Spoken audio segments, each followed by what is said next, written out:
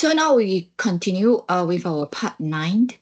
In this part 9, we are going to look at building our resource sheet. Okay. In order to build our resource sheet, we have to go to the main tab, and then click on the tab name view. And then under this view tab, you will have the menu bar. Select the icon, name worksheet. You click on it. Then you will see a blank worksheet, okay, as such. And then what you should do is, key in your resource details, right? And this will be my resource details. And then when you key in your resource details, you have to assign the resource type to your resources. And basically, there are 3 types of resource. The first one is called work.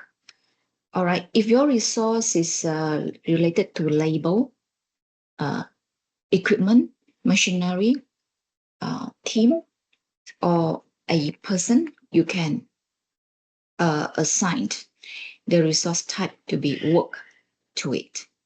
And if your resource is kind of consumable resources or item, such as office supplies, food, beverage, printers, toner, paper, the kind of things, then you can assign the resource type to be material to your resource.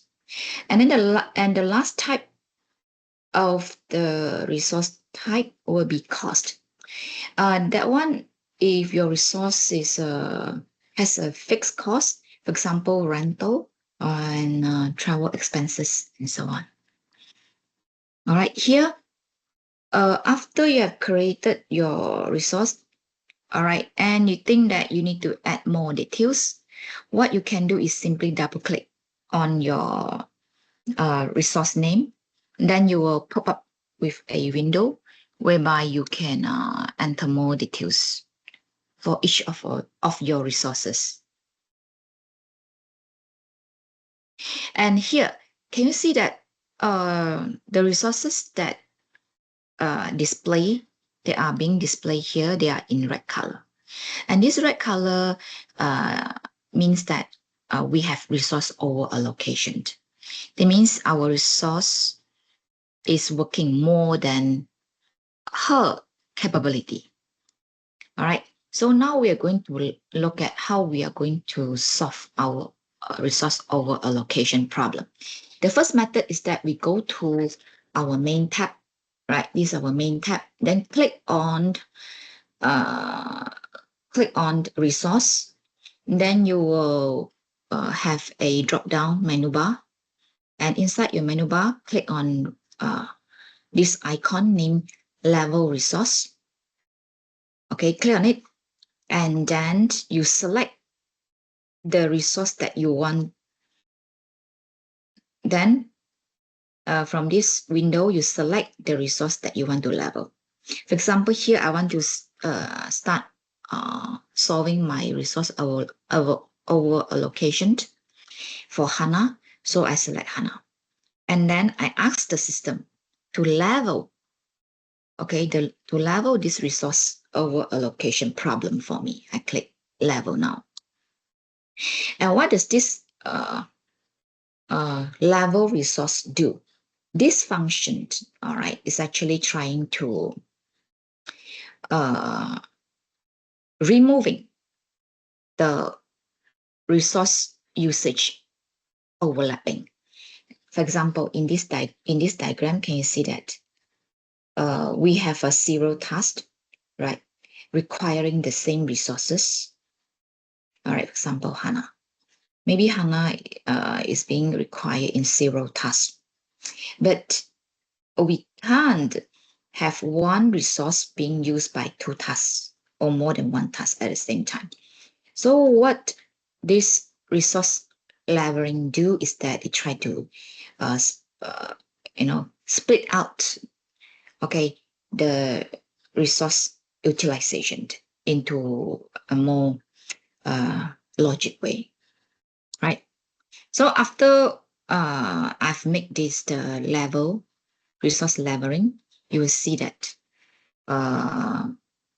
okay, HANA, this resource will no longer has the problem of resource over allocation.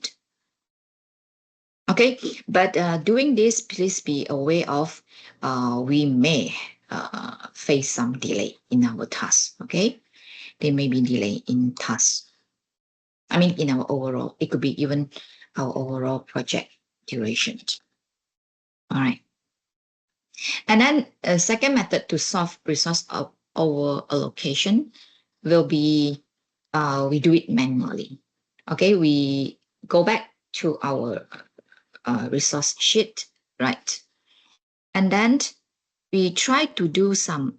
We click on our over allocated. We click on our over allocated resource. Then you will pop up with a window.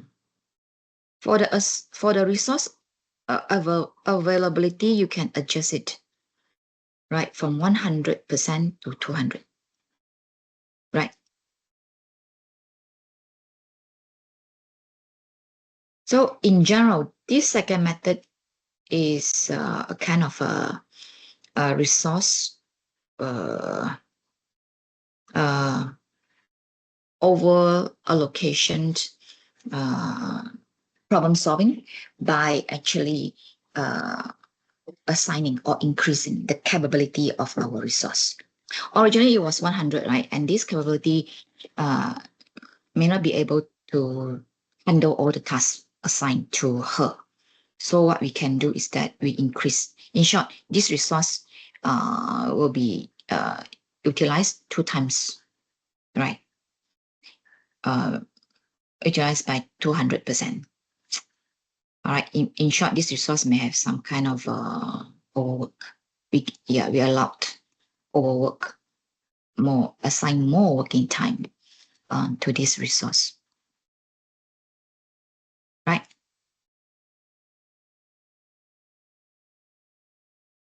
And then now, after we have completed listing out our resources required in our project, right? For example, in my project, this will be the resources, all right, the label resources I have in my team, and then this will be the raw material or the materials that I require in my project. So after I've complete unifying and listed out my resources, right? Now we're going to look at one column in this resource sheet. In our resource sheet, actually, we have one column named accrual. Accrual simply means that how we are going to pay for the resource that we use. All right. Accrual is about when, okay, you pay for the resource you use. When, okay. Either we pay, in this example, by default, the accrual paying method was prorated. Prorated means that we paid for this resource based on the percentage of work completed, right? There's a cost incurred based on the percentage of work completed. And actually, if you click on accrual, all right, you will have a drop-down list for you to select. Actually, beside prorated accrual method, you have another two accrual method. The first one is called start. Start means that we pay the entire task at the beginning. Start. And then for the third type, which is an end accrual type, it means that we pay the entire past cost at the end, right? That's the meaning of it. And then since we have already completed our resource sheet, we have already listed out all the resources that we need in our project. That is time for us to assign our resource to each task. Yeah, just do it one by one. Right click on it, and then click on your task name. Right, click on the task name. Right click on it, then you will have a selection menu or selection list, and then click on the information. Right, then you will see. Click on the information. You will see a pop-up task information. You click on the resource and then just assign the resource to this task. Right.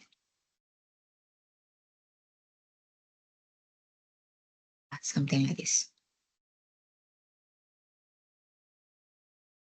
And then after you have completed your resource allocation, all right, you will see your resource allocation result in your Gantt chart. All right, in your Gantt chart. And that's one thing I would like you to pay attention is that, can you see that, for example, this resource, Hana, Ziqing, okay, we have a, square bracket, 74%, right? And this, okay, 74% or 79%, they actually represent the percentage of time a resource is assigned to a task, to this task. For example, here, this example means what? Means that Celeste has been assigned 79% of her available time, okay, for this task. And this task is what? And this task is about product video creation, right? Okay, so the percentage of a resource available time being allocated to a task.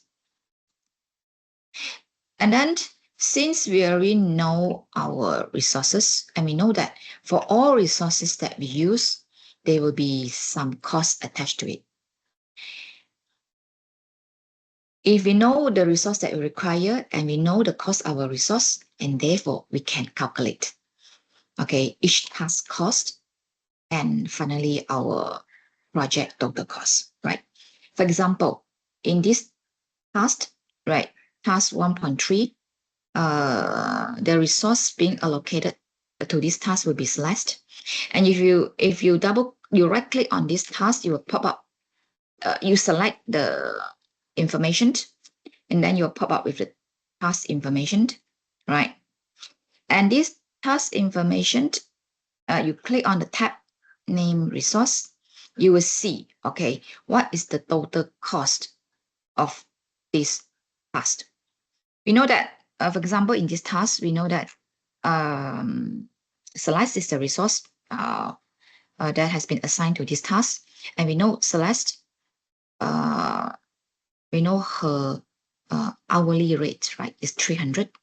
And she'll work for 9 hours per day. And because this task require 14 days, so the calculation for this task cost will be hourly rate times number of hours per day and times number of days required to complete this task. Okay, if you calculate yourself and you find out the total cost for this task will be 37,800.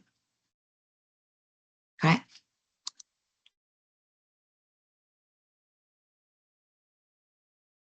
Yeah, so this is your task cost, right? And yeah, using the same way, you can see that for each of the tasks, we have cost being calculated, okay, under the cost column. And then since we can calculate, since the system is able to calculate the individual task cost, of course, it can sum up, okay, the total cost for our project. Then here we come to project total cost, right? Here, as you can see here, here, as I mentioned earlier on, we have to, we have to check this project summary task, right? And where can we check this project summary task? Is that we go to the format, okay, format tab in our main tab, then just check this project summary task. Project summary task is a bar, okay, this yellow color bar.